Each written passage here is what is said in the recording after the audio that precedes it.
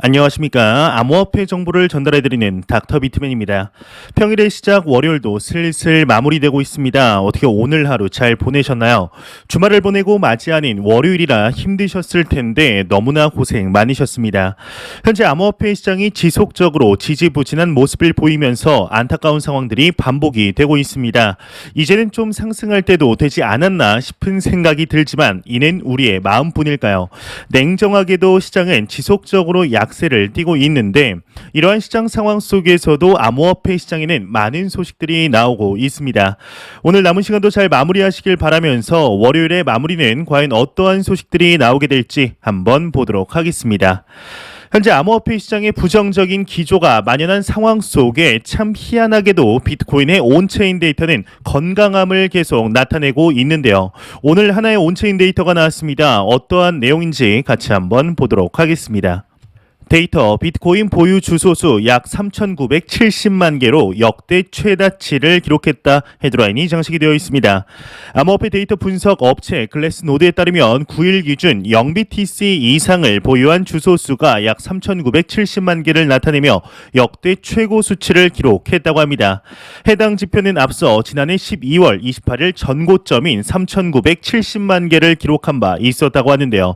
한번 이에 온체인 데이터 사진 차트를 같이 한번 보도록 하겠습니다. 이 사진 자료를 보시게 되면 현재 비트코인의 주소수를 나타낸 차트입니다. 2022년 현 시점 비트코인의 가격이 전고점 대비 40% 가까이 하락을 했음에도 비트코인의 주소수는 올타임 하이를 갱신하였는데요. 시간이 갈수록 지속적으로 늘어나고 있음을 확인할 수가 있죠. 이뿐만 아니라 카자흐스탄의 시위로 인한 인터넷 폐쇄 바로 전에는 해시레이트가 역사상 최고치, 즉 올타임 하이를 다시 한번 갱신하며 상당히 긍정적인 지표를 보여주었었습니다.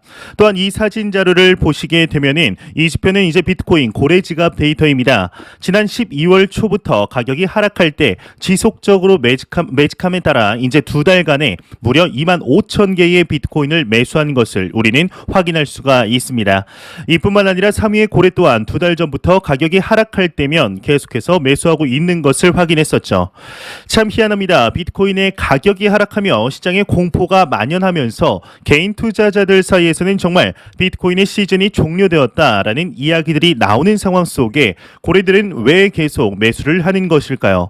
우리가 모르는 어떠한 정보를 알기라도 하는 것일까요? 지금의 가격과는 상관없이 정말 놀라우리만큼 시장의 기관 플레이어들, 고액 자산가들이 유입되고 있다는 소식들이 나오고 있습니다. 이런 상황 속에 우리는 어떠한 스탠스를 취해야 할까요? 이 시장은 절대로 없어지지 않습니다. 또한 없어질 수 없는 시장입니다. 지금과 같은 공포스러운 분위기는 작년에도 있었으며 2년 전에도 3년 전에도 매년 있어 왔습니다. 과연 그리 길게도 아닌 3년 뒤 이 시장이 지금과는 어떻게 달라져 있을지 충분히 기대해 보아도 좋지 않을까 하는 생각이 드는데 이러한 비트코인의 소식과 더불어서 시가총액 2위의 부대장 코인 이더리움에 관한 소식도 나왔습니다. 현재 이더리움의 경우는 작년 런던 하드포크의 성공적인 업그레이드로 인해 소각 메커니즘이 도입이 되었습니다. 최근 들어서 소각하는 양 또한 지속적으로 증가하고 있다고 하는데 지난주 이더리움 네트워크의 소각량이 공개되었습니다. 내용 같이 한번 보도록 하겠습니다. 데이터 이더리움 네트워크 지난주 8.6만 이더리움이 소각되었다. 전주 대비 무려 42.19% 증가했다. 헤드라인이 장식이 되어 있습니다. 블록체인 빅데이터 플랫폼 OK링크에 따르면 이더리움 네트워크가 지난주 86,327 이더리움을 소각한 것으로 나타났다고 합니다. 전주 대비 42.19% 증가한 규모라고 하는데요. 지난주 이더리움의 공급량은 이제 7,800개 증가한 것으로 나타났다고 하네요. 현재 이더리움의 경우에는 이 런던 하드포크 이후에 내재 가치가 크게 상승했다고 평가받는 대표적인 케이스이죠. 현재 가격이 크게 하락을 하였지만 작년 상승분을 비교해 보았을 때 비트코인 대비 높았던 것이 사실이며 이 채굴량보다 소각량이 더욱 많은 디플레이션이 이더리움 탄생 이래 처음으로 생기는 등 나쁘지 않은 행보들이 이어지고 있습니다. 이뿐만 아니라 최근 NFT 시장이 더욱 활성화되면서 2.0 입금 컨트랙트 또한 지속적으로 증가하는 상황인데 과연 이번 연도 현재 지지부진한 모습을 타파하며 2022년 어떠한 모습을 보여주게 될지 한번 기대해봐도 좋지 않을까 하는 생각이 듭니다.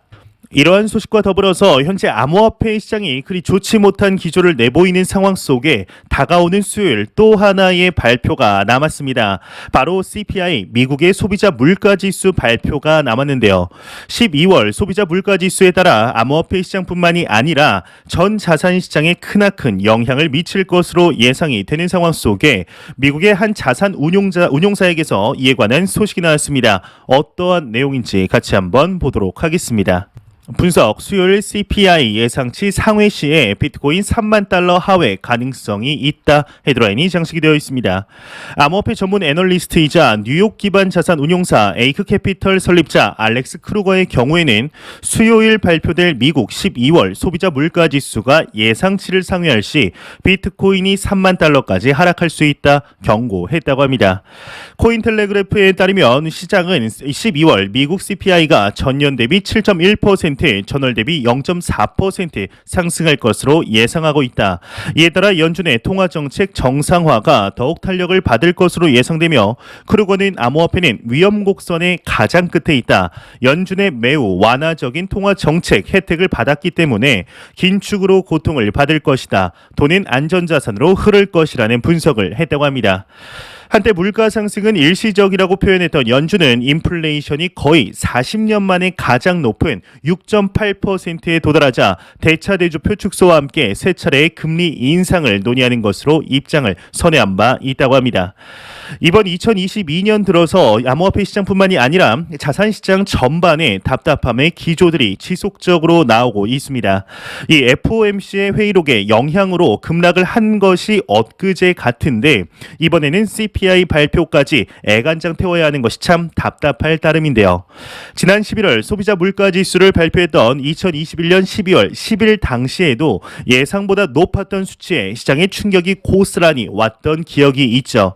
과연 12월 지수는 어떻게 나오게 될까요? 현재 시간이 지날수록 미국의 인플레이션의 상황은 나아질 기미가 보이지 않는 것이 사실입니다. 고용지표와 비농업 인구 고용지표의 경우는 다소 괜찮아졌으나 이것이 인플레이션을 내릴 것이라는 예상은 너무 단순한 예상이라 생각이 드는데요. 정말로 수요일 예상보다 높은 소비자 물가지수의 발표로 인해서 시장에 충격이 온다 해도 중장기적인 관점 암호화폐 시장은 금방 회복할 것이라 생각을 하고 있습니다. 이에 대해서는 블룸버그 전략가 또한 저와 같은 예상을 하고 있는데 단기적으로는 전 자산 시장에 충격이 오기 때문에 암호화폐 시장 또한 이 충격에서 벗어날 수는 없겠으나 현재 비트코인을 포함한 암호화폐 시장이 나아가는 길을 보았을 때 인플레이션의 해지 수단으로서 사회적인 합의가 이루어지고 있으며 기관 투자자들과 고액 자산가들의 실질적인 유입들이 지속이 되고 있기 때문이죠. 현재 암호화폐 시장은 독특한 위치에서 자리를 잡아가고 있으며 새로운 디지털 금으로서 확고히 해나가고 있는 만큼 오히려 연준의 긴축 정책의 수혜자가 될 가능성 또한 배제할 수 없는 것이 사실인데요. 과연 다가오는 수요일 CPI 발표에 따라 암호화폐 시장에 어떠한 영향을 미치게 될지 한번 지켜보도록 하겠습니다. 이러한 소식과 더불어서 현재 글로벌적으로 중앙은행들의 최우선 과제가 하나 있습니다. 바로 중앙은행 발행 디지털 화폐인 CBDC인데요. 최근 미국뿐만이 아니라 전 세계 대부분의 국가들이 개발을 가속화하는 상황 속에 오늘은 인도에서 소식이 나왔습니다. 암호화폐 시장에 대해서는 부정적으로 최근에 보임에도 이 CBDC에 관해서는 긍정적인 검토를 하는 것으로 보이는데 정확히 어떤 내용인지 같이 한번 보도록 하겠습니다. 인도의 중앙은행 CBDC 개발 감독부서 신설했다 헤드라인이 장식이 되어 있습니다. 코인데스크에 따르면 인도 중앙은행이 중앙은행 디지털 화폐 분야 핀테크 전담부서를 신설했다고 합니다. 새 부서는 현재 RBI가 추진 중인 도소매용 CBDC 개발을 감독 관리하는 업무를 주로 맡게 된다고 하는데요. 정책 전문가의 경우는 이번 부서 신설은 빠르게 변화하는 핀테크 산업을 감독하고 실질적인 규제 역량을 키우기 위한 의도로 업계의 긍정적인 신호라고 분석했다고 합니다. 현재 인도의 경우는 CBDC에 관해서는 긍정적으로 바라보고 있지만 암호화폐 시장에 관해서는 많은 논의가 이루어지고 있는 것으로 보입니다. 인도의 재무장관의 경우는 비트코인을 화폐로 인정할 수 없다라고 지속적으로 말하고 있지만 최근 인도의 법조계의 경우에는 암호화폐 전면 금지는 이미 너무 늦었다라고 주장하는 등 찬반 여론이 지속적으로 나오고 있는데 이에 대해서 인도의 전 재무장관의 경우에는 암호화폐와 블록체인은 성장 잠재력이 뛰어나며 폭넓은 논의가 필요한 영역이다. 논의 후에 인도의 이익에 부합한 결정을 내려야 한다라고 언급을 한 적이 있습니다. 저의 생각 또한 이와 마찬가지인데요. 이 작년 초까지만 해도 암호화폐 시장을 금지했던 인도가 갑자기 지난 6월 인도의 중앙은행에서 암호화폐 거래를 재개한다며 기존의 분위기를 선회한 후로 인도에서는 암호화폐 관련 일자리가 1만 개 이상 생길 뿐만 아니라 인도 최초로 암호화폐 유니콘 기업들이 생겨나는 등 인도의 전반적인 경제에도 큰 이익을 주었던 것이 사실이었습니다. 과연 인도가 암호화폐 시장에 대해서 어떠한 결정을 내리게 될 것인지, 어느 쪽이 인도의 이익에 부합한 것인지 조금만 생각해보면 답이 나오지 않을까 생각이 드네요. 이러한 소식과 더불어서 조금은 가볍게 보고 넘어갈 만한 소식이 있습니다. 혹시 여러분들 중에 테슬라 차량을 가지고 계신 분들이 있으신가요? 아니면 테슬라가 아니더라도 전기차를 운행하고 계신 분들이 있으실까요? 그러한 분들은 이제 월 $800를 추가적으로 좀 벌 수도 있을 것 같은데 이게 무슨 내용인지 같이 한번 보도록 하겠습니다. 이제는 전기차로 비트코인 채굴한다. 테슬라로 월 $800 벌기도 했다. 헤드라인이 장식이 되어 있습니다. 비트코인을 비롯한 알트코인의 채굴을 위해 컴퓨터가 필요하지만 최근에는 전기차로도 비트코인 채굴이 이루어지고 있다고 합니다. 미국의 몇몇 테슬라 차주들은 자신의 테슬라 차량을 통해 암호화폐를 채굴하고 있다고 하는데요. CNBC는 자신의 테슬라를 활용해 비트코인 등 암호화폐를 채굴하고 있다는 차주들을 소개했다고 합니다. CNBC에 따르면 미국 샌프란시스코에 거주하고 있는 시라즈 라발인 자신의 2018년 테슬라 모델 3를 통해 암호화폐를 채굴했다 밝혔다고 하는데, 애플맥 미니 M1에서 무료 비트코인 채굴 소프트웨어를 받은 후에 모델 3와 연결해 암호화폐 채굴을 했다는 설명이라고 합니다. 또한 그는 이베이에서 구매한 5개의 중고 GPU를 테슬라의 프렁크에 설치해서 배터리로 작동시키는 등 다양한 방법으로 테슬라를 통한 암호화폐 채굴을 이어왔다고 하는데요. 라발은 비록 자동차 보증이 무효화될 위험은 있지만 그럴 만한 가치는 충분하다고 밝혔는데, 그는 2021년 이더리움의 가격이 최고조에 달했을 당시 월 $800의 순수익을 기록했다 주장했다고 합니다. 하지만 이러한 소식과 더불어서 전기차를 통한 채굴의 효율성이 크게 떨어진다는 지적 또한 나오고 있습니다. 유튜브 채널을 운영하고 있는 미국 위스콘신의 크리스 알리시의 경우에는 자신의 2017년식 테슬라 모델 S를 통해 암호화폐 채굴을 시도했던 경험을 소개했다고 합니다.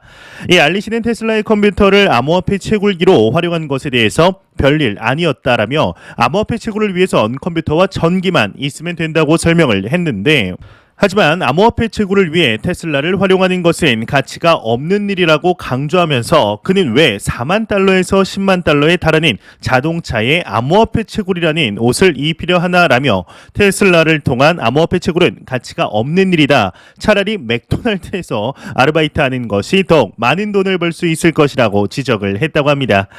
참 재미난 소식이지 않을까 싶습니다. 과거에도 전기차를 이용해 비트코인 채굴을 한다는 소식들이 몇 번씩 나왔었는데요.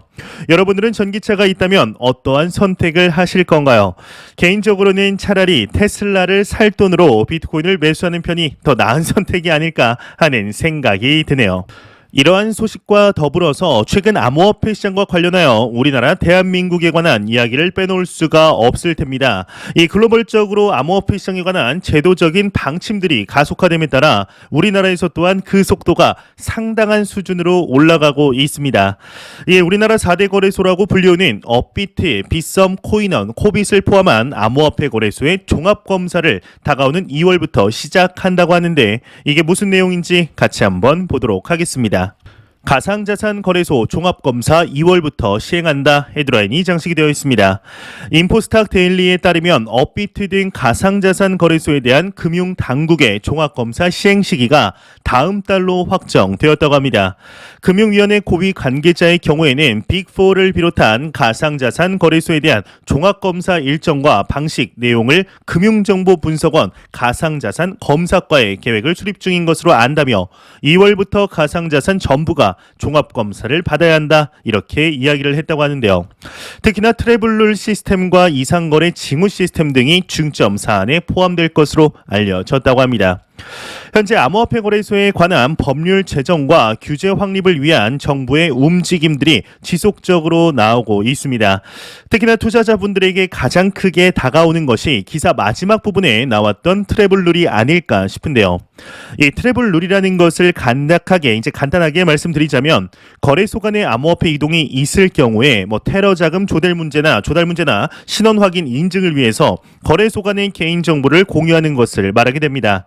이를 통해서 이제 2023년 진행이 될 것으로 보이는 과세 문제 또한 잡겠다고 하는 것인데, 현재 4대 거래소 중에 빗썸과 코인원 코빗의 경우는 합작법인인 코드를 설립하여 트래블 룰 협약을 맺은 상태로 순조롭게 진행 중에 있으며, 업비트의 경우는 나머지 3개의 거래소와 함께하지는 않지만 독자적으로 트래블 룰 구축을 위한 준비가 거의 다 된 것으로 나타나고 있는 중입니다.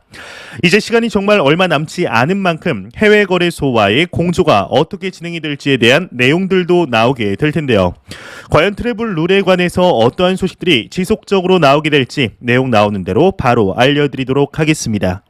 안 보고 가면 섭섭하겠죠. 마지막 크립토 공포 탐욕 지수입니다. 가격에 큰 움직임이 없어서일까요? 전날과 동일한 23포인트를 기록하며 극단적인 공포 단계를 유지하고 있습니다.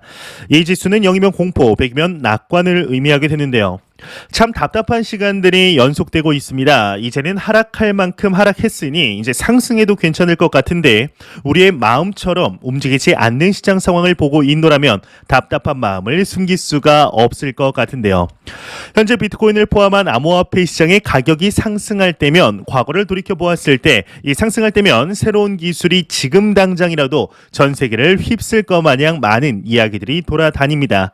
하지만 지금과 같이 하락을 하게 될 때면 또 언제 그랬냐는 듯이 코인은 사기다, 코인은 시즌 종료되었다, 비트코인이 무슨 화폐냐라는 이야기들이 코인 시장 전반을 감싸게 되죠. 시장에 떠도는 말들 중에 이제 내가 이득 보면 근본이며 내가 손실 보면 스캠이라는 말이 통용되는 시기가 아닐까 싶은데요. 현재 우리가 투자하고 있는 암호화폐 시장의 전반적인 이제 하락이 지루하기 그지 없는 것이 사실입니다. 여전히 기관 투자자들의 자금은 유입되고 있으며, 새로운 전통 금융기업들과 고액자산가들은 우리가 우물쭈물할 때 지속적으로 매수를 하고 있습니다.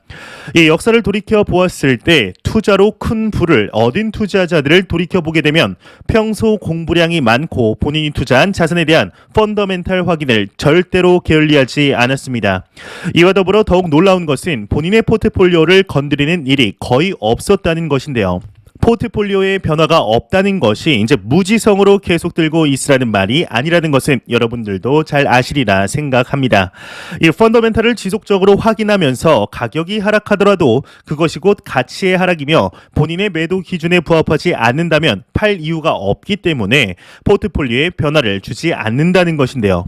이 역사를 보아도 현재를 돌이켜 보아도 매수와 매도를 자주 하는 사람일수록 투자로 수익을 제대로 못 내고 있을 가능성이 상당히 높습니다.